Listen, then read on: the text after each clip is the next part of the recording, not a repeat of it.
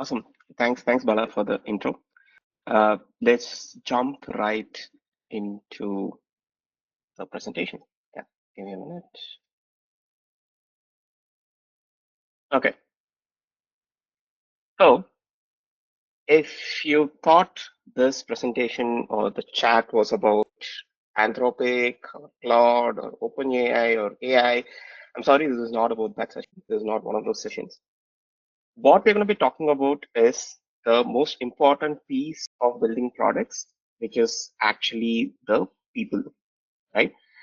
Now, the thesis to which I started building into research was that if it's going to become easy to build products, then figuring out what to build is going to become challenge, right? So somewhere around 2019, I wanted to build on this thesis, and that's why I moved to user research, and I became a full-fledged researcher in like past 5 years. Before that, research was a part of my design process. I had a choice whether to actually continue in design or pick up something new. So it was even before like AI became like a mainstream, and I'm very glad that some of those theses is actually playing out, right? So this is how I see my career. Even if today I stop learning anything in my life, I will still be valuable more in the future than what I'm right now. Not because I'm smart, because people are losing the ability to have better conversations and understand other people, right? So in the age where everybody and anybody can sort of build stuff, understanding whom to build and building the right product becomes your mode, right? With given said that, let's jump into a small, I would call it riddle or a puzzle, whichever you want to call it, right? I'm going to give you like three scenarios.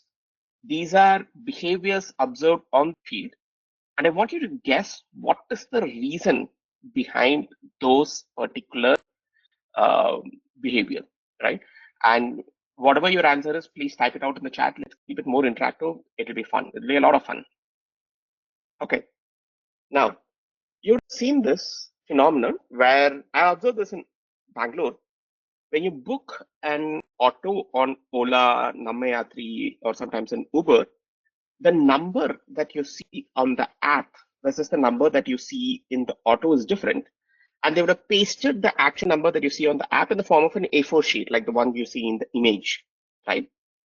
Why do you think so? Why is there a discrepancy between the number that you see on the app and the number that you see on the auto?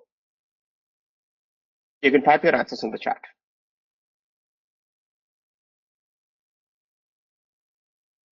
Okay. Any other answers?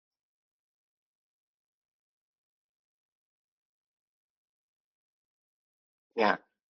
So there are two reasons. One is many auto drivers drive it on a daily basis. So they rent the auto. That's Rajat's got their answer, right? So they rent that auto, and every time that they're renting the auto, they're probably not getting the same auto, and they have a different number, and they would have registered on with a number in a different app.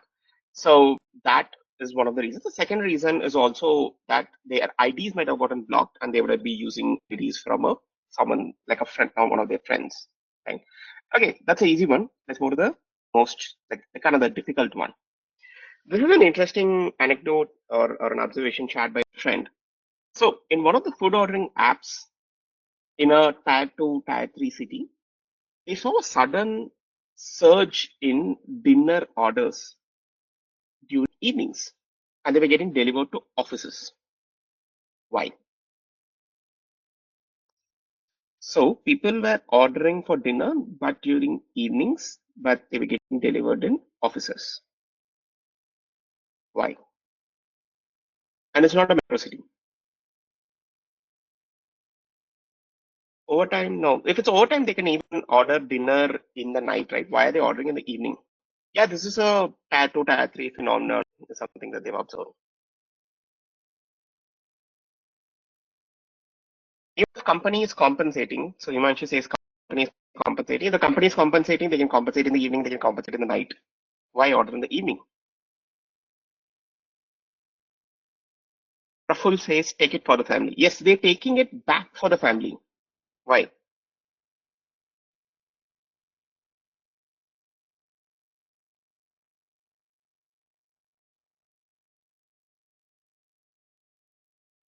No cooking in home. If the cooking is not happening in home, why are they not ordering directly to the home?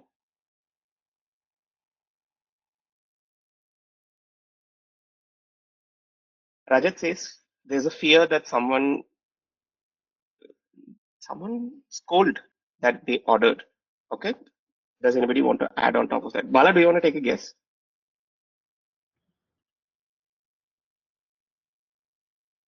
I don't know.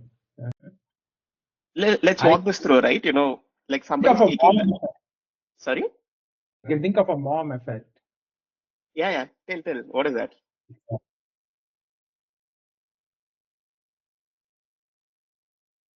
I don't know actually. I'm blacking out. I feel like a mom is cold, but why would he even eat and come home is another thing I'm actually thinking through. Actually, the wife is actually ordering it. It's not the husband's ordering. So the wife is ordering. The husband is bringing it back to the home.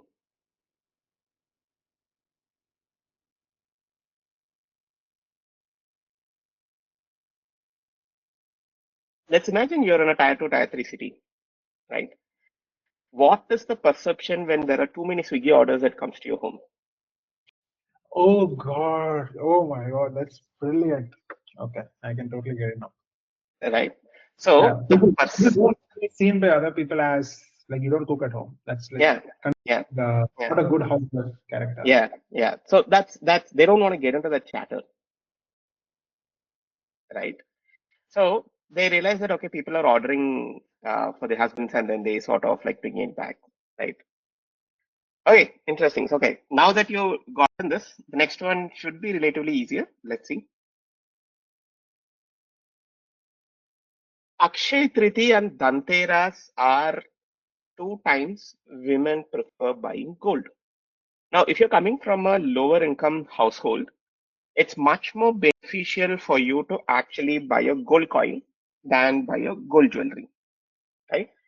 And yet, people prefer buying a gold jewelry. Why? One is, of course, okay, they can wear it, they can go to the weddings, etc. It's a social status. Then one of the common misconceptions is that, oh, this mother wants to pass it on to the daughter, which is not really true. So the designs that a daughter would like versus a mom would like is trend, right? So why?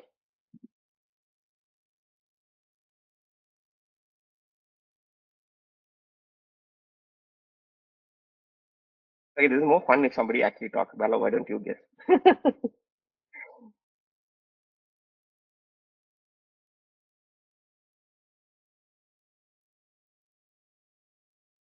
Instant gratification.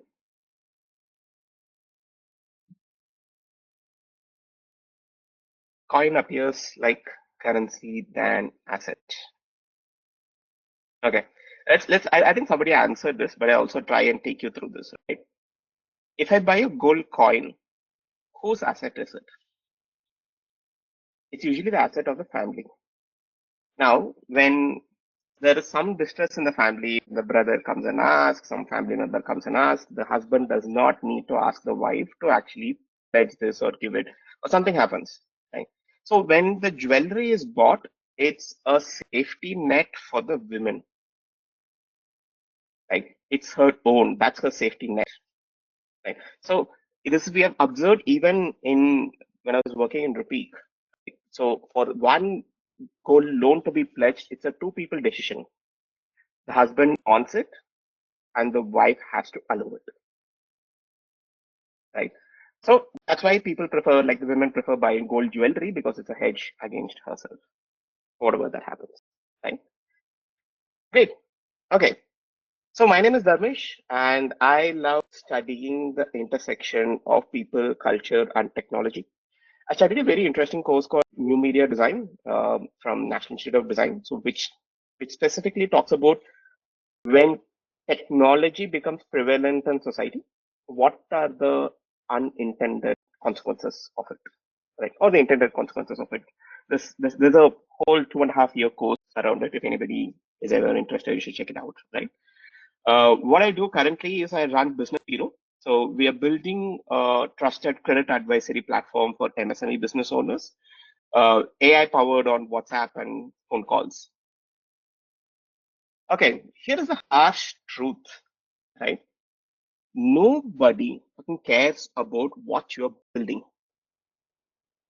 unless it solves a problem that they're already trying to fix. That's the most important piece, right? We are in this world where, see, when do you get gratification? When you get gratification, when you actually put in the effort to achieve that results, right? So there is a difference between, let's say, okay, I reduce my weight via Ozempic versus I actually go work out hard in gym. Right? Of course, when I work out hard in the gym and I go through that pain to achieve the result, I get more satisfaction than something you get instantly. Right?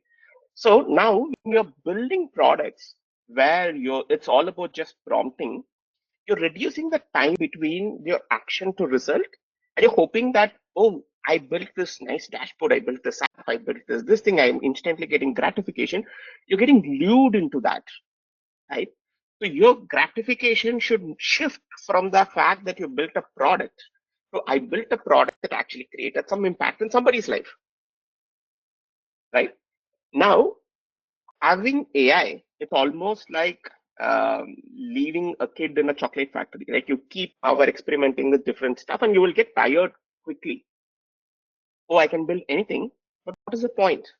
The point of your gratification will start coming when somebody uses it and they actually see the impact of it, right? A movie is great only when an audience watches it and they feel something about it, right? You can make a movie and keep it in your like pockets, but it does no use, right?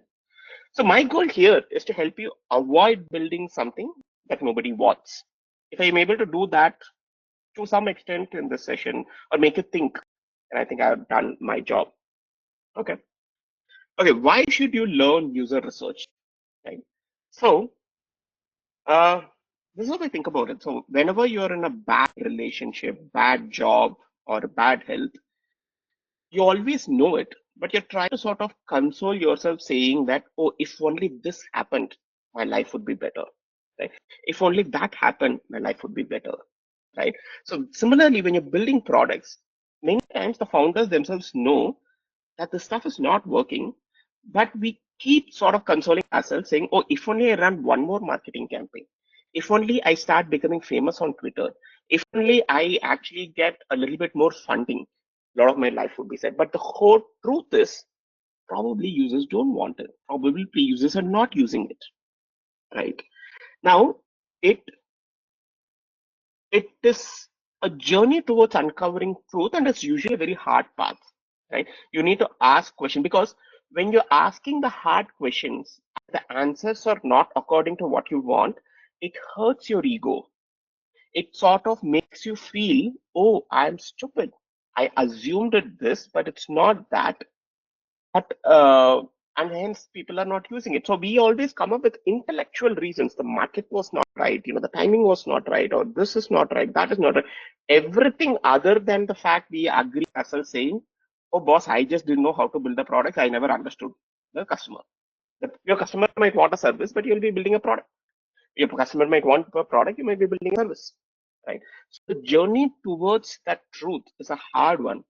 And the first thing to do that is to prevent false positives. You usually are covering yourselves with yes men, your friends, family, your top management, everybody who's saying, oh, yes, yes, you're doing great, you're putting hard work, there is nobody like you, all of that stuff, right? The important piece is to how do I de-risk the business and move beyond opinions, right? So this is interesting because, I've worked with Indian founders, I've worked with foreign companies. Now, whenever we are talking about research, like say in US, with the founders that I work with or the teams that I work with, any hypothesis is usually tested out either with qualitative data or quantitative data, right?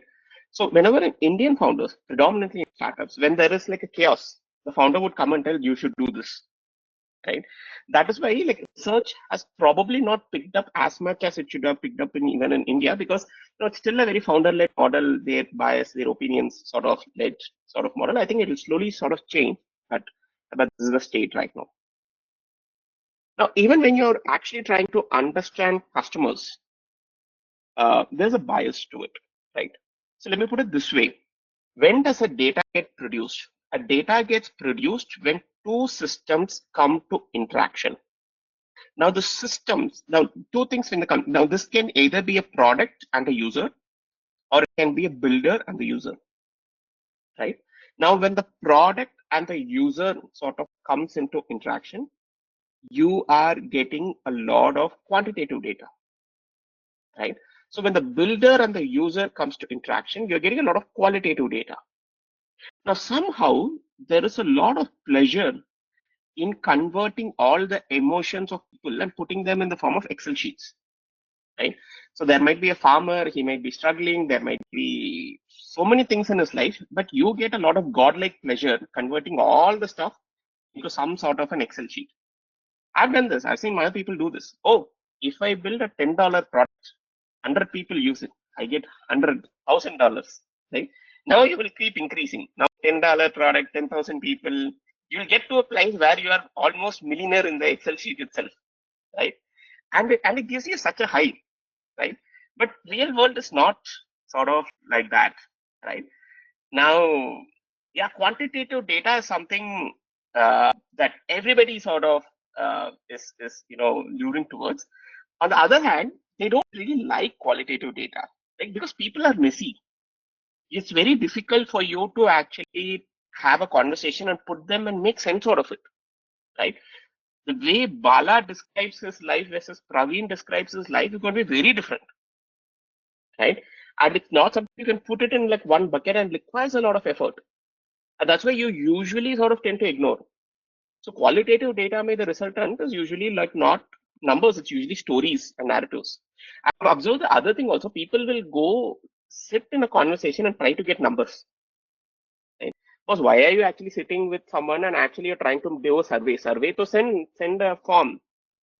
The reason is we haven't really had a lot of conversations which are free flowing even in life, where there is no agenda behind anything.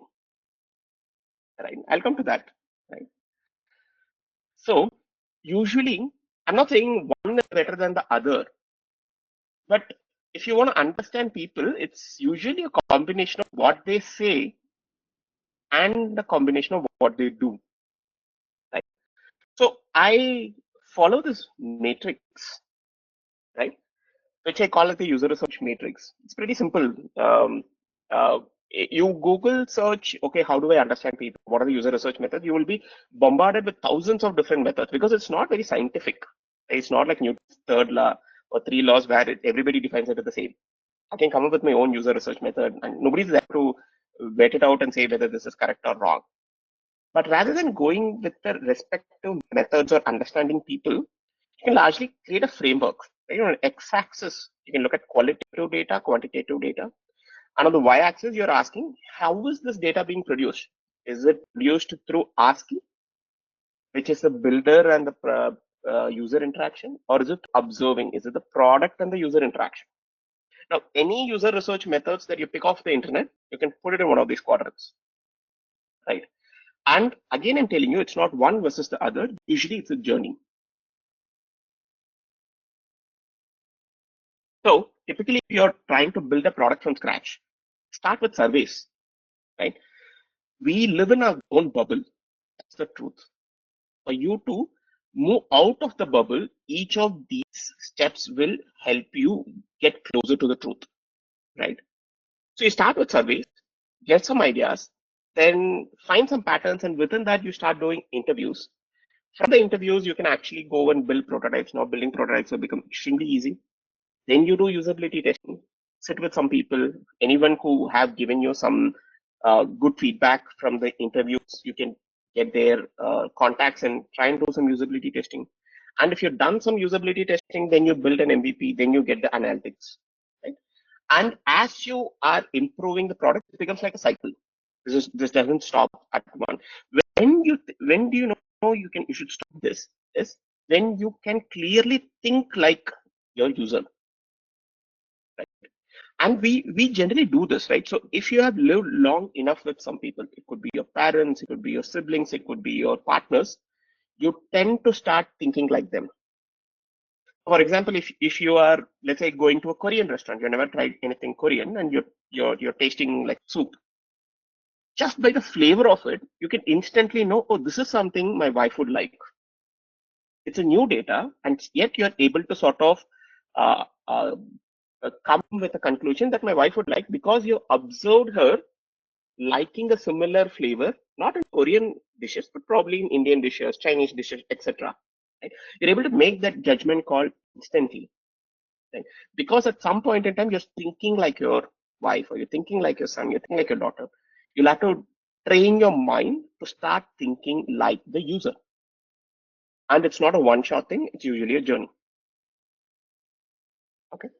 So I think in this particular session, what I wanted to actually dive deep on user interviews, right? Because that's where it feels like a simple thing, but there are some nuances to it which will get you more closer to the truth. And we'll see why I say that. Okay, so user interviews are usually semi-structured conversations. So why I say semi-structured is on one end, you think about like TV debates, like 10 people coming and shouting at each other. Nobody really knows what is happening. It's just pure chaos. Or on the other hand, you take something like a Joe Rogan interview. They will start from your childhood to everything, right? So you go for like 3 hours, 4 hours, etc. User interviews sit somewhere in between. In fact, like more towards that the podcast sort of style. Two people having free flowing conversation, but you have a boundary of what you're going to talk about. So you have a topic. Let me be clear. You don't have an agenda. You have a topic within which you want to talk. What are the differences? The topic is, let's say, I want to understand food habits of Bala. I'm not here to, I don't want to get into the conversation where I go and say that, oh, today I'm going to build an app for Bala through which he can order food. The difference for it. So I am trying to get around it to understand his life in the context of a particular topic rather than saying I'm going to implement a solution. Right.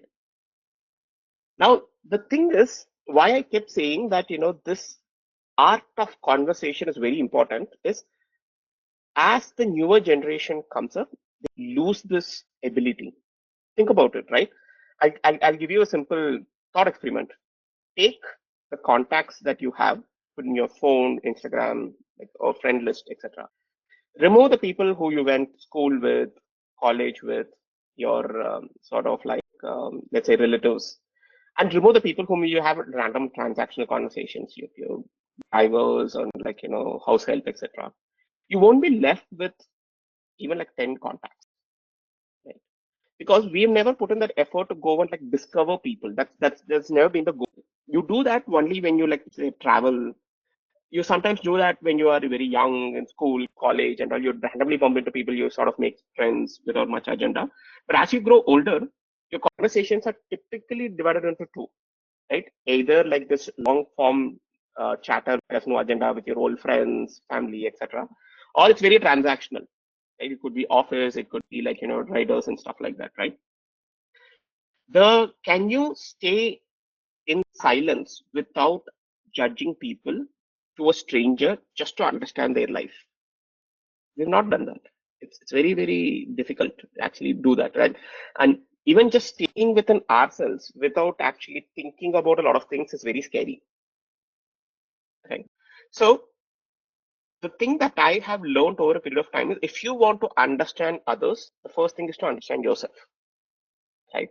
So if you develop this art of conversation, I'm 100% sure that will become a moat for you in the future as a builder. Because everybody else will be thinking tech first, you will be thinking people first. Right? Now, while conducting an interview, so many times, user interviews can just be like, oh, it's just two people talking. Why are you making such a big fuss out about it, etc. Right? So if you plan it better, you can maximize the output, right? So I usually recommend to plan the interviews, right? It's almost um, like making a movie, right? So you need to plan like a lot of departments, right? Oh, there is a costume department, there's a casting department, or there's a music department, all of that. The shooting usually happens only for a shorter period of time. It's usually 30 days, 40 days, right? But there is pre-production and post-production is the one that takes a lot of time. So if your casting is good, if your pre-production is good, the shoot of the film actually becomes much more breezier, right? Similarly, in interviews, if you know the right person to recruit, if you prepare the questionnaires, and if you know, what to ask, then most of the stuff is taken care of, right? So the first thing is to actually pick the right target segment, right? So how do we know what target segment to pick? And that's where when you send like surveys to like hundreds of people, you will start getting to know whose problem statement is something that you are getting closer to. Are you seeing anomalies? Are you seeing interesting patterns that are emerging? Then dive deep into them, right? Why are some people answered that they have 5 credit cards, right? Why are some people saying that they don't believe in health insurance? Some data points, right? Then dive deep into it. So now pick one of the person in the target segment and start interviewing. But before that, start with an interview guide, right? So interview guide is something I usually recommend, especially if you're working in teams. Now, let's say I go and talk to someone, somebody else in my team is going and talking to someone. You need to know what's the script like, what should be the introduction, right? A user interview is best done when both the parties at the end of the interview feels like they have gotten something out of it. If the end of the user interview, your participant feels like I've been robbed of my data or robbed of my stories, it's usually not a great user interview. So people can gauge your intent even if you don't say it. Somewhere in the middle of the conversation, they'll figure out, okay, this guy is asking too many personal questions, right? Or this guy is asking that, oh, what is this intent behind all of this? So set the context right. So what is the guide context? So the guide will contain your introduction. What are you trying to do? What will you do with the data? And what does it mean for them to actually participate? Along with the caveat, which says, in this conversation, if you don't really want to answer, or if you're feeling uncomfortable, you have 100% right to walk out. There is no hard feelings. Give them that confidence. Give the control back to them, right? And then start the interview. You should be having a childlike curiosity in this interview. Not even a single time you should be thinking about your product. Just childlike curiosity. If something doesn't fit right in what they say, get to the depth of it, right? So one of the things that people keep asking me, what if people don't tell the truth, right? What if people, what do you call, deceive you, or there's a deception, right? I'll tell, if something comes from a genuine idea, right? They'll be able to answer the why questions a number of times, right? So, for example, okay, let's take a simple thing. Why is Bala doing this session, right? Oh, he's running Applied AI. Oh, why is he running Applied AI? Oh, because he wanted to explore AI products and so. So, if he can ask multiple number of whys, and Bala will still be able to answer because that's the truth, right? But the moment I say something that is, I'm faking it, right? I won't be able to answer more than 2 whys. And if somebody answers it, then they're like a great catch me if you can sort of a master. Like somebody who can write scripts on the fly, and that's a very impressive skill. And I'm telling you, like not many people will have that, right? And then comes to recruitment of the participants, right? So recruitment participants, even in the companies, like people do it in the most laziest way. They'll put it on the LinkedIn, they'll put it on WhatsApp, right? Boss, if the amount of stuff I have to do in my life, who has the time to actually go and like fill or come and talk to you, etc. Right? Recruiting a participant is an active effort. It has to, you need to put as much as effort you need to do to like in the building the products also, right? Because even after you do the guides and everything, if you recruit the wrong participants, there is no point in it. Right? So this, of course, you should use your networks. Don't stop with L1 connections. Look for L2 connections, right? So what I generally tend to do, even for the businesses that I'm running, is, oh, let's say I'm trying to reach out for loan agents in Tamil Nadu, right? My first filter, I go to whatever contacts I have in LinkedIn Extra. I see who are all actively right now in Tamil Nadu, right? And then I have conversations with them. Whoever is in the business, whoever potentially might know people, right? Look for L2 connections, look for L3 connections. Right? Don't stop with your L1, right? So put an active effort towards that. Now, when conducting the interview, right, this is the most important aspect. Talk about their life. Nobody other than you is actually thinking about the product. Even take like best product like Swiggy, Zomato. How many times do you think people are thinking about Swiggy and Zomato? Hardly anything. Only we live in a tech Twitter bubble saying, oh, their share price is so much, so many people became millionaires. But for a common Indian, it doesn't matter. When I'm feeling like hungry, when I have nothing to eat at home, or my kid is wanting to eat like pizza, etc., I will all open Swiggy, Zomato, right? My mother still doesn't know, understand what is so much fuss about Zomato or Swiggy. She just keeps saying it, they're just hotel on online. What is so big about them, right? She says the same thing even with Jeff Bezos. They say there is one grocery store near my home. There is one grocery store online. Why should I give separate what do you call you know like a separate permission like for Jeff Bezos versus like this garage store? Generally, in people's mind, they don't give so much importance, right? But what they give importance is their own life and the challenges that they face, right? So get into the specifics. As let's say, for example, if you're trying to solve something around even as simple as note taking or productivity, this it's not like they don't have actually thinking about the problem statement. You're like a godlike person coming and giving you something and that will change their life, right? They would have already been trying to solve that problem in some way or the other. Even they would have gotten like a classmate notebook and they might have started taking notes. That's still solving the problem, right? So they would have already actively tried something. So ask for their current solutions, right? And get into the specifics. Often don't get into like more generic. So for example, why did you choose a notebook? This is not a like say iPad, or why did you choose an iPad? Why did you not write it in Google Notes? Something like that. Right. And the most important piece, a good interview is when the user is talking 90% of the time and you are talking only 10% of the time. That's like a really good interview, right? Even if you give more or less 20/80 is even decent, reasonably good ratio. If you come back and you realize in the transcript only bloody you are talking like 100% of the time or 90% of the time, that's a very bad interview where you've been only talking. The other person, you have not given them enough time to actually express.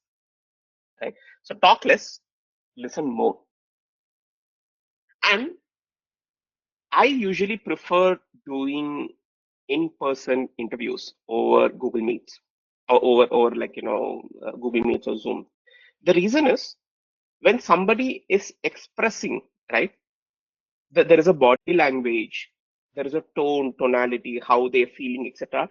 So, for example, if you have to figure out how I'm feeling, let's say if I'm feeling happy, I have to be very expressive. I have to laugh for you to even figure out I'm actually happy. But if you are meeting in real life, sitting in a cafe, even subtle expressions you will be able to capture, right? So, if you're really serious about building the product, try and see if you can meet your potential people in real life. In the absence of it, you can keep it in Zoom or Google Meet. There also try and see if you can keep the cameras on, right? And when you are even doing that, uh, don't put a timer to it, like, oh, 15 minutes interview, 20 minutes interview. Don't do that. Are you saying that you're going to understand like their productivity, how they think about productivity or how they think about their life in 15, 20 minutes? No, not at all possible. Good conversations will anyways take between like 45 minutes, 1 hour. I've sometimes done 1.5 hour interviews and all. I still then I figure out, okay, I haven't gotten enough of it. And there are different kinds of people, right? Some people will come and they'll start talking by themselves. They will not allow you to talk. You'll have to cater to that kind of audience. There's some people who will not talk at all. They'll just give you one word answers. You have to make that person also talk, right? And there are some people who will say yes to everything that you say. Yes, yes, yes. Whatever you say is right. And they'll try to do like an ego boost, right? You'll have to deal with that person also, right? So you have to, it should be, the right word is effortless. It should feel effortless. And even after that 1 hour conversation, you should feel energetic. And if you feel that, then if you come out of the conversation with more anxiety, right? That means either you're being too judgmental in the conversation, or you've been disappointed. None of that feeling should ideally happen. You should feel energetic, right? And don't talk about your idea at all. That's my recommendation in these conversations. And the worst thing is where we ask hypothetical situations and put that hypothetical situation, people in those hypothetical situations say, hey, if you had done this in this situation, will you do this? If you had a kid, will you go and put them in the school? Boss, I don't know. Just because you're asking me, putting me in a spot, I will say something. I also don't want to look stupid. No, the participant also doesn't want to look stupid. You're giving them a platform. Like at some level, everybody wants to talk about themselves, right? Like, okay, if I give you like a gym option, will you go there regularly? Yes, of course I will go. But did you go in the last week? No, right? So if you put in hypothetical situations, people will always want to put in their best selves, and that serves no purpose for the participant or the builder, right? The reason is they know the problems, they don't know the solution, right? If you ask them the solution, they're usually telling from that the the mental, the building blocks of what they know, right? So even if you're asking solutions, figure out the reason for why they're saying that solution is the best. Okay, so you have to figure out the why rather than taking the solution in face value, right? Um, yeah, so that's the thing. This is the most important stuff, right? Ask scary questions. You know, as a builder, you know there is this one question that you were supposed to get answer, but you won't get it because if the answer is not the same as what you're thinking, it completely shakes your belief system, shakes your, like say, you would have think, oh, I went and told this to investors, I raised money, now there is PR, I put it on Twitter, everybody said congratulations. Now I look stupid if this person comes and says that, I don't know, right? So ask the terrifying questions, right?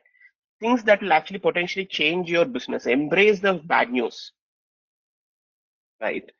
Um, yeah, so that's actually very important, right? So sometimes people will say a lot of problems, but you will have to figure out, is does this problem actually matter, right? If you ask anyone what problems or challenges you have in life in any particular topic, they'll always have 10 or 20 things to say, right? Because human beings somehow get a pleasure in thinking about the negative stuff. You might have 100 different things that is going well in life, but there will be like one whatever, like tooth root canal problem. That is the only thing that will be in the top of your mind all the time, right? Till that root canal is not fixed, you'll always be thinking only about that, right? Similarly, when you ask about problems, they'll always have 10 things, but is that the most important thing in their life? They don't know. You'll have to sort of figure that out. Yeah. It's not just about the problems, but also weightage that you give to those problems in their life is something we'll have to figure it out. Okay, so we're coming last 1 2 slides, right?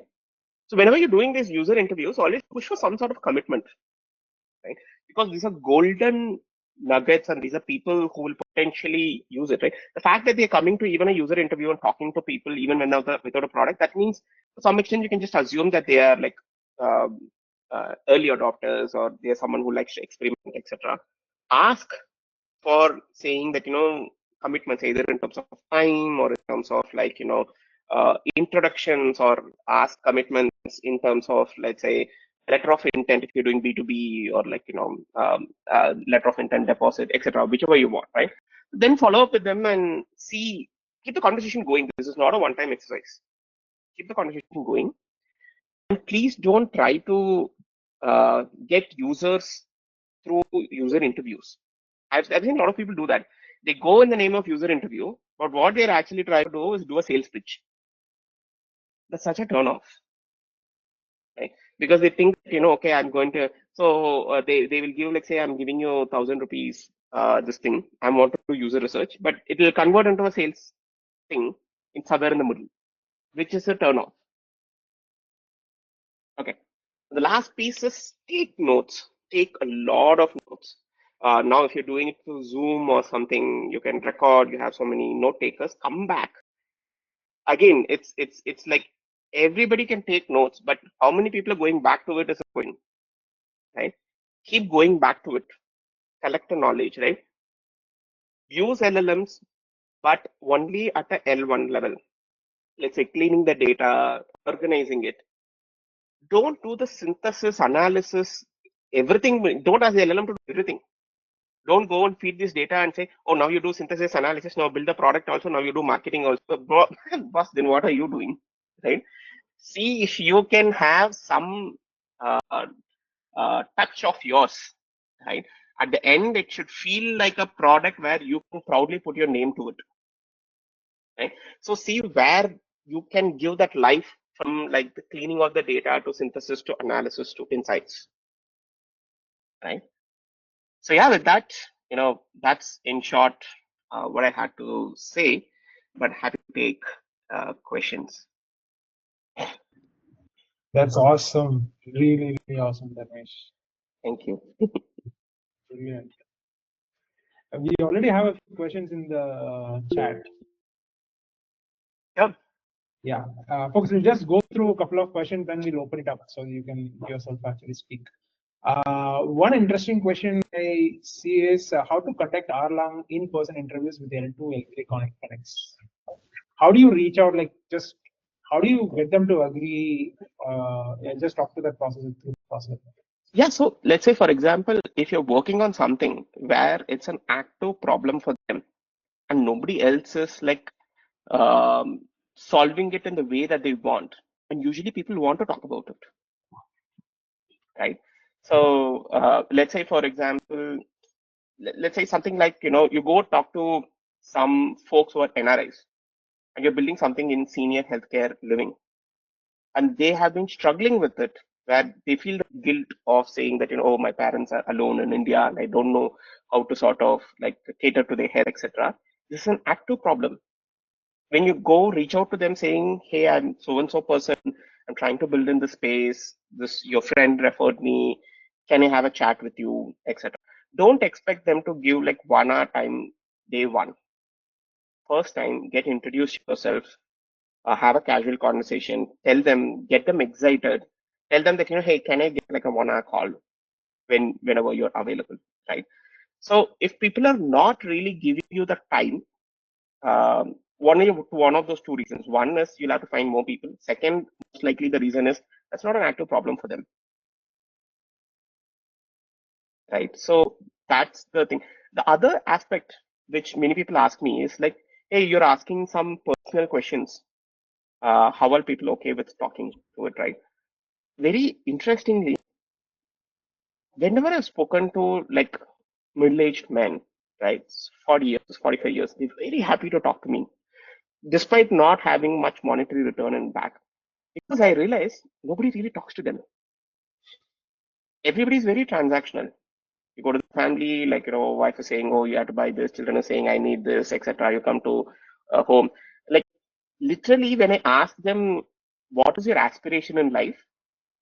They're like, nobody has asked me that question. Right? So there's a story, like, we were once interviewing one guy who was actually procuring security cameras from China, and he was selling it on Amazon.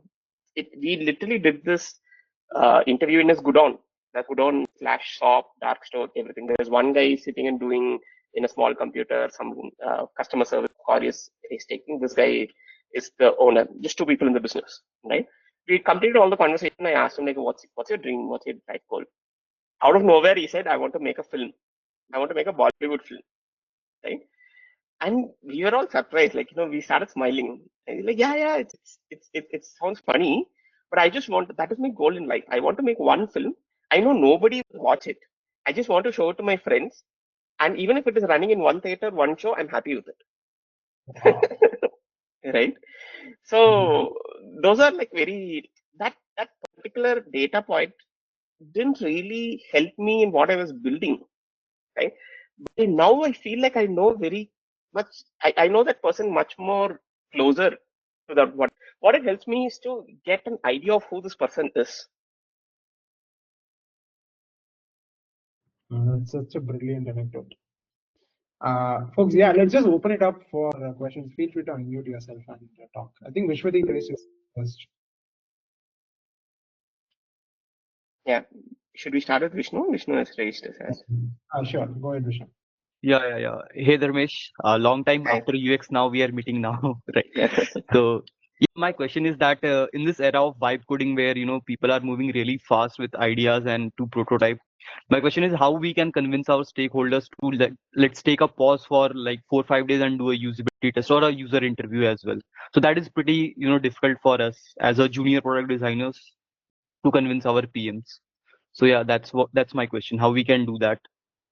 No, I see. It's a very difficult question. Even I haven't like found an answer to that, right? So my only thing is work with smart people, right? Over a period of time, you will realize that just building on speed alone is, of course, speed is important in certain aspects, right? Now, let's say when in an era where OpenAI and Anthropic is all competing, Google cannot come back and say that, I will do it slowly, etc., and stuff like that, right? What is the core that or what you're building, right?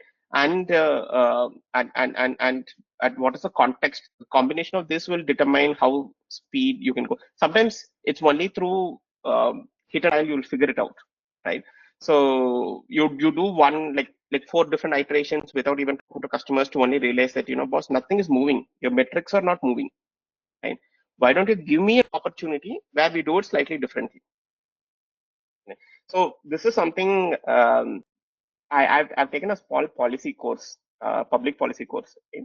So this is something the prof or the person who was teaching me told that public policy is one such field where you don't wait for somebody to come and ask for a policy. You keep building them, and when there is a right time in politics, right time and right space, things will come together, and you should already be ready about certain suggestions and public policy so that you can hand it over to them, right? So I feel user research is also like that, right? You don't wait. One of the problem is user research is waiting for, okay, somebody will come and give me this opportunity to actually do that research. There are other different ways to also do that.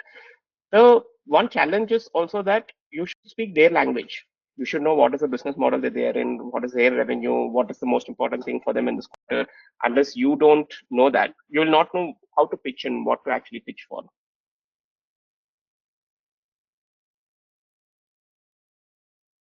Yeah, makes sense for me. Thanks. Digvijay has asked one question, which is how many conversations are enough to start determining whether certain observations or a pattern? Yeah, so I usually keep a number between like 12 to 15 because you're doing in depth. Uh, it's also this, right? So beyond 12 to 15 conversation, you'll also start seeing there are pattern emerging, right? Because we are not trying to understand the person as a whole, but you're trying to understand the person in a certain context. And you'll start seeing, okay, because of this environment, this is their aspiration. The action that they are taking is a combination of the environment, the life goals, and etc. All of that. So you'll start seeing patterns emerging, and that is something like most of your stakeholders won't agree to. Oh, it's just 12 people, right? This is also, I had a lot of fights around this also, right? Where people will be like, oh, 10 is too less. We have a million users. Okay, now tell me a number which is convincing. 100, 1,000, 10,000, 1 lakh? Oh, even if it's 1 lakh, you have 10 million users. It's still small. Usually people are like, oh no, I just feel it's big. Right? So, yeah. Okay. Got it. Vishnu, go ahead. Yeah. Hi Dharmesh, I wanted to know, is there any role for gratifications, like offering some incentives to the participants? Will it dilute the quality? But at the same time, you need to recruit them, so you might offer some incentives. Can you share something? Yes, we do offer incentives when I do like large scale projects. And I have to hire people who are not even in my L3 connections. Let's say, for example, I want to hire like a mandi for someone who actually gives vegetables in a mandi in Rajasthan. I don't know, like I don't know them, right? And you also need to see whenever you're going IRL, like in real life, you're traveling from Bangalore and you know some local connects there, they usually don't expect anything, and someone like a local guide or something who can guide you towards them, they usually don't expect anything, right? But in some cases, let's say even if you're talking to a gig economy worker, every hour is important for him because he's working like 12 hours, 14 hours. It's only fair that you compensate them. So what I prefer is I give them Amazon gift cards or Flipkart gift cards as opposed to giving it directly in cash, so that they feel that, oh, you're not compensating for their time. Sometimes also what happens is, if you're directly compensating for the time, they're somehow guessing and trying to say the right answer that you want, which is also not required, right? So it's a very thin line, but usually I recommend compensating if they're not from one of your connections. Thanks. Yeah. Manav, over to you. Hey Dharmesh, hi. Hi. Dharmesh, I wanted to ask, let's say I have conducted some surveys and then based on that, I have done some interviews, right? Let's say total I have conducted some 50 surveys and then 5 interviews post that, right? There is some data that I have now. Now, how do I gauge that between my process of doing research, right? Uh, my research might have some bias or incorrectness. So bias is one form of, I think, incorrectness. How do I gauge that the research that I've done is not incorrect? uh, this is how I see it, right? So let's say if you're assuming that you have to, there is only one truth and you have to get to the truth. If your worldview is towards that, then any process that you see, you'll not be able to get it there. I believe there are multiple versions of the truth. Are you getting closer to it? So I am not optimizing for the correctness, right? I'm optimizing for, can I get it closer to there, right? So I I know for a fact that I will not be able to understand a person fully. Sometimes I don't understand myself fully. What is the point of putting that metric of saying is it correct? Right? So that's a metric I don't optimize for. Bias is something you can only be aware of your biases. You can't eliminate your biases. Bias is generally looked upon as a wrong word, but biases help you a lot in your life, navigate your life, maybe peacefully also. You can be aware of them. Okay, so let me try to put it in another way. Uh, the point of doing a research is to basically find out one version of truth, as you just mentioned, Yeah. right? Uh, Now, I might be doing research either to know, go like in a directional way to find something within my product, or I might be doing research to find out what exists, which I can then use in my product or service that I'm building, right? If I'm doing the other part of the research where I'm doing explorations, right? Hmm. Then how do I know that whatever research that I've done is closer to the truth or away from whatever truth could be? Did I answer that question? So if you're I hope saying I. if you're in a very, very early stage where there is a lot of explorations, right? And you're not really hammering on a specific idea, how do you do this is what you're asking, right? Uh, Yes, if I've done something, right, how do I gauge that whatever I have done so far is either correct or closer to where I could find something? See, if you already have, let's say, a product or a prototype, right, and you want to gauge whether people will sort of use it, right? What I look at that prototype as a reason for me to evoke reactions, right? So that is my goal. My goal is not to push the product at that point in time, because now if I'm just someone who's talking a lot, it's also better for me to actually show you something. Right? Now, if I show you and I don't do it in an instance, it's better to do it over a period of time. Say, for example, I gave you something like an app or even like a product. After 1 week, did you use it? At what point in time did you think about that product? Right? So that's a far better option for you to get. Again, that's also getting closer to the truth. Right? So that is far better than sitting and just contemplating and doing it in a more theoretical way. Okay, got it. Thank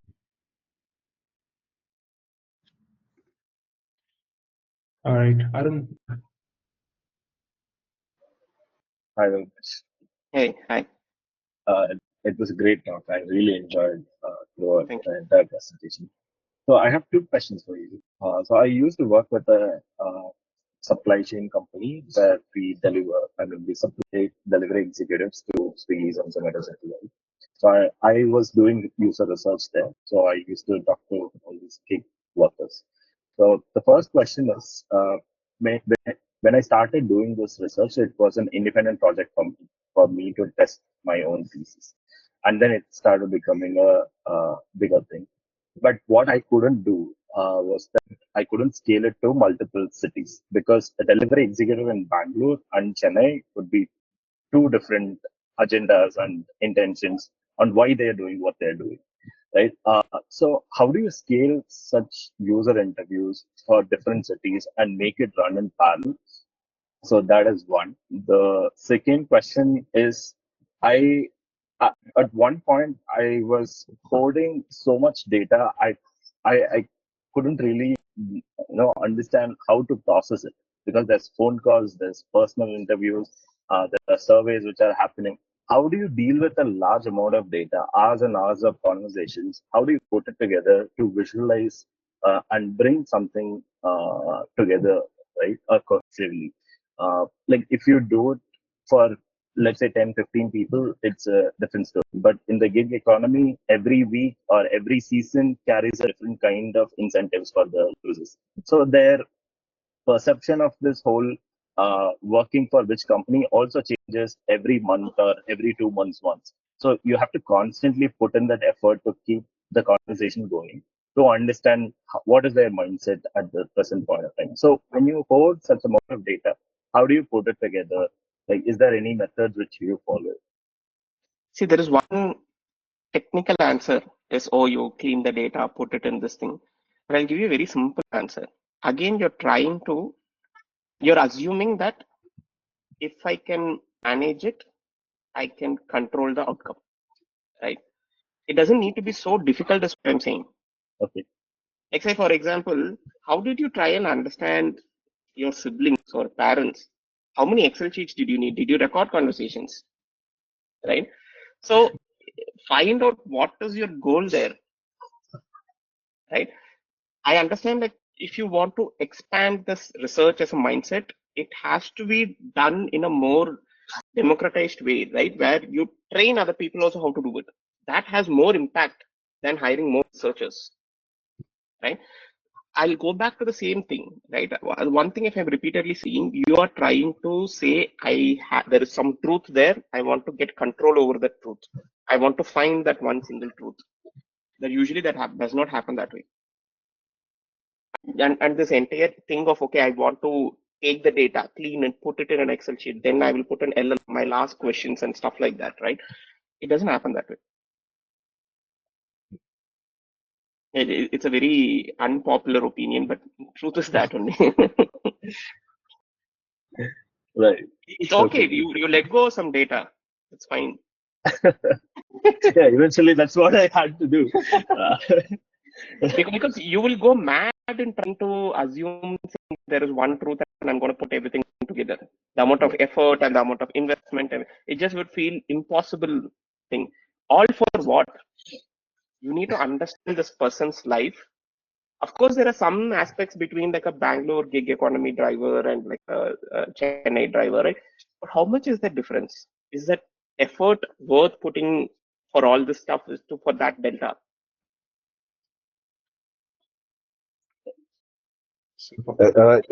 One question on the Yeah.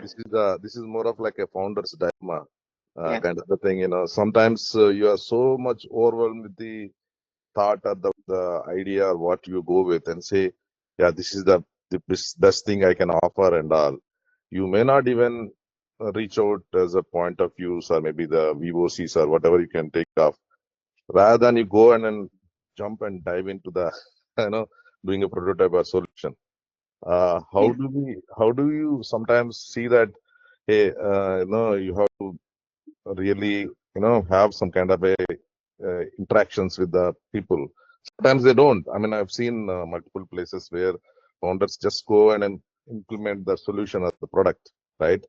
And they don't do that, and then later they realize that, yeah, it's not working. They'll close the shop. So where do you, see that? Yeah, just try. Hope you're getting it. What I'm point. Yeah. Yeah. Yeah. I think the answer, rather than doing it external, it's very internal. The day I realized that it's okay to fail, it was an experiment, and I am willing to take the bet of looking stupid in front of others. Mm-hmm. Right? Once that mindset started sinking in, right? And I, in the last few weeks, I know Bala and me have been also talking about it, right? One thing I have tried to see is I should have fun in doing it, right? So if my fun is only about just building products, then there's a problem. My fun is around actually solving for the customer. My lens is there, right? I did something that was working. Now I go back to this particular target segment. I want to do something for in that segment, right? So I find a lot of fun in just understanding them and trying to hit the sweet spot, right? So see where you derive pleasure. Sometimes this is very common. Like it sometimes I also feel it.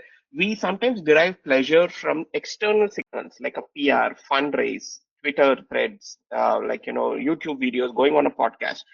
If we should actually derive pleasure talking to people, your customers, you should derive pleasure just interacting with them. You should derive pleasure just building products and showing them. And that's actually hard, right? So you're going and sitting somewhere in, let's say, Coimbatore or Trichy and talking to some MSME business owner. Nobody's seeing it. Nobody's even appreciating it. And the fruit of that will come like whatever, like 2 years after that. It seems like a long journey. Rather, I feel more exciting that I put a Twitter thread and I am getting 20 likes and somebody retweets and stuff like that. It's it's very screwed up, right?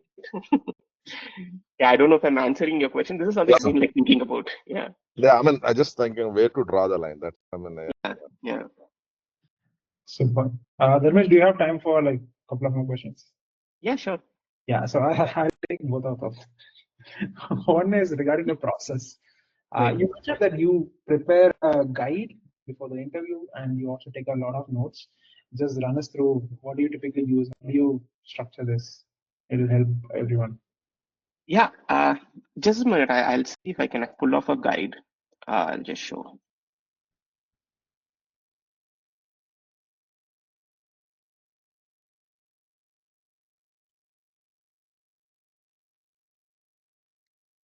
Okay, I think I have one.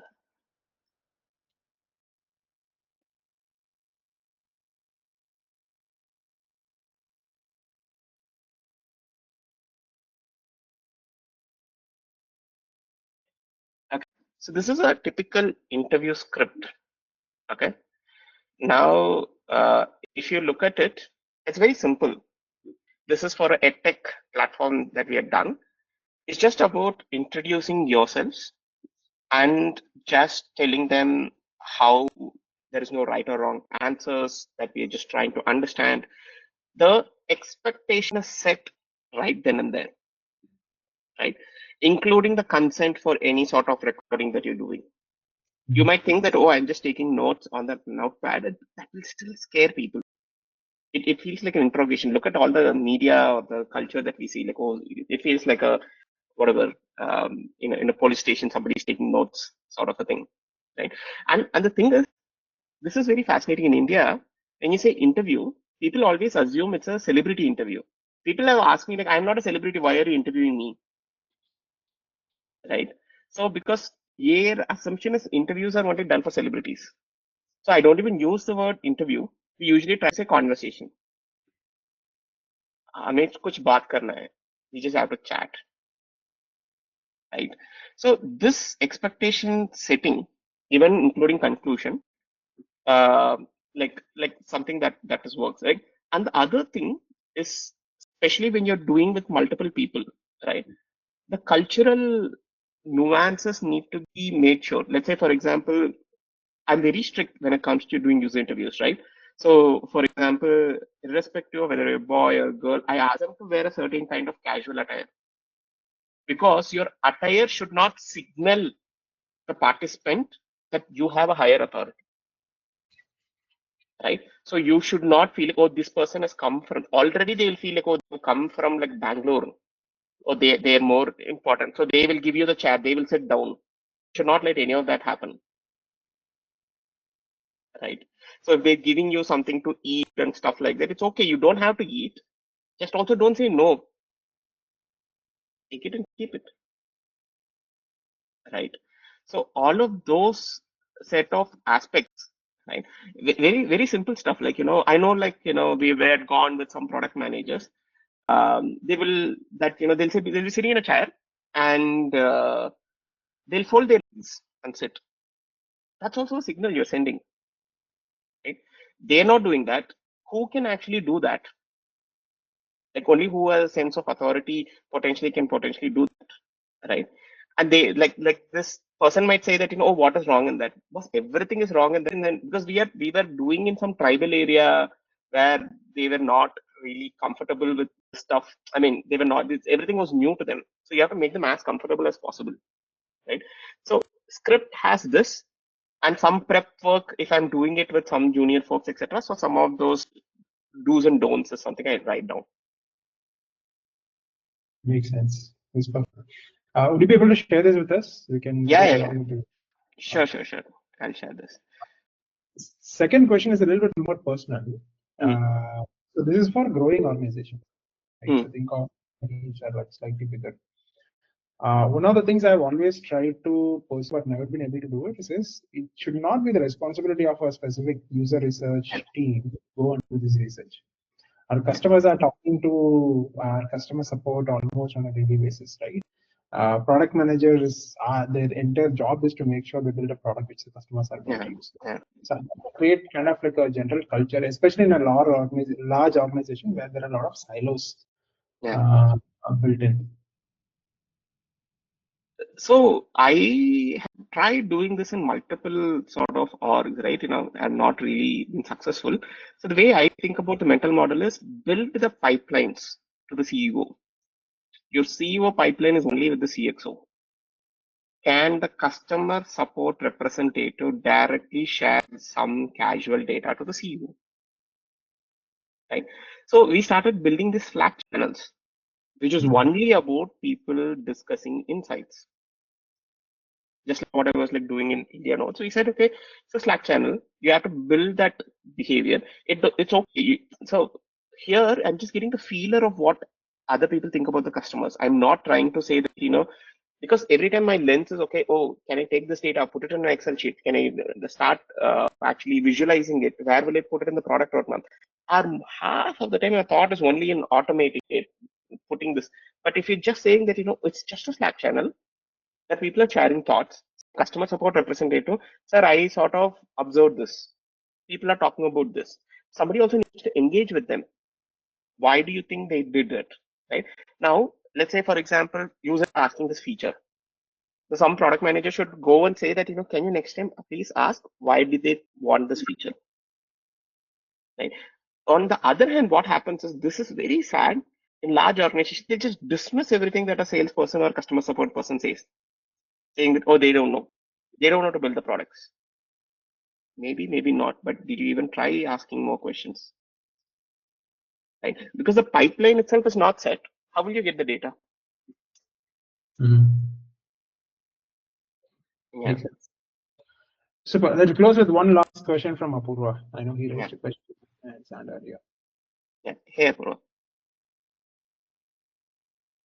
You're on mute, Apurva. Sorry. Actually, I wanted to go back to the point you brought up, right? Everybody who has a toothache, the top of the mind is their root canal. Yeah.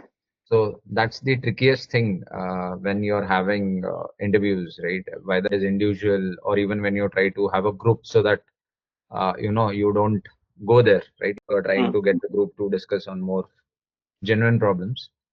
How matlab, without, I know, I mean, time should not be a constraint in these kind of things, but still you're always racing against time, right? So what is the right mix, right? How you basically get that herd kind of, to focus in this without a standardized questionnaire. I agree that standardized questionnaire is a total kill, but how you slowly, diffuse that and try to get them in the right thing and make the, get the right problems out there. I'll just give one more insight here. I mean, we are dealing with a lot of on-ground operational people, maybe drivers on a marketplace, like truck drivers in Porter, or as Arun pointed out, maybe the last mile drivers on a Zepto or a Blinkit or something, right? So there is a problem. There is a clear motivation why they are there and all that. Right? So it's more clear. I get your point. Recruiting is a major thing. Let's assume that recruiting has been done in a better way, but still, how you navigate here? I don't have a single answer for it, right? So one of the easiest one I could think about it is it comes through practice to remove like the top level problems and get in depth to it, like asking why multiple times. So with respect to gig economy workers also, right? This is my observation. I come into gig economy thinking this is a temporary thing, but because of the way I have not been able to take control over my life in the rest of the pieces, I am somehow being pushed to this. Correct. Right? Now, as a company who is giving like only gig economy opportunities, there is only so much that you can actually do about it. Right? So you are drawing a circle of what I can potentially do, and you're trying to see what is the best that I can do within that itself. Right? And even that also, whatever you are going and bringing as a problem statement and you're telling your stakeholders, in fact, they are probably running that business only because of that low labor and they don't have other opportunities, etc. Right? It's a tricky situation where there is only so much that you can do for the consumer. That's the honest truth. Yeah, I mean, as a general, I understood, but I'll give you more. Sorry, 2 more minutes. I hope it's fine. Okay, I'll give you a bit more specific, right? For example, you're doing 100 orders a day, and there are a lot of lying problems, and there are 2 orders where they have some location issues, right? It's very, I mean, quantitatively found out, and I know it is the biggest pain point a last mile guy will have, right? Because he knows the location is not accurate and he's dealing with customers' frustration. Customer is frustrated, and that will always be on the top of his mind. Okay, but there are another 50 orders which have real problems, which by solving would make his life much better, right? So that is the depth at which we want to go. Right? We know that 2 orders they are struggling. We listen to them for almost half an hour, where yeah, this is right. We are working on it. But is there anything else? Right? Unless and until, as you rightly said, it takes a lot of time, skill, slowly you navigate. But is there any other process, like one is individual interviews, other is group interviews, or something else that can help? That's the question. No, shadowing will help. Let's say, for example, if the top 2 problems is they're repeatedly saying across different people, try and understand why. Maybe there is a really, so maybe it's a very, sometimes it could be like a dignity issue. Somebody might have just said that, hey, you can't even like deliver something just in the right address, right? Or something like, okay, because your problem of not being able to show the right location has affected his earnings, but you're not taking responsibility for it. Correct. Right? So that becomes like a challenge only. Unless you solve that, then other stuff becomes very difficult to come across. Makes sense. Yeah, thank you. Yeah. All right. Super. Awesome. We'll close it at this. Dharmesh, thank you so much. This was one of the best sessions that we've had. Oh, thanks. Really, really amazing. Right. So, folks, We will post the video on Monday on YouTube. We will send out an email to all of you with the link, and we'll attach the guide also along with that, so that you can actually find it useful. If you like what we are actually doing, kindly do follow us and try to attend more sessions or give a shout out in social media. That will help us a lot. Awesome. Thank you, folks. Have a nice weekend and take care. Bye bye. Yeah, thank you, folks. Bye.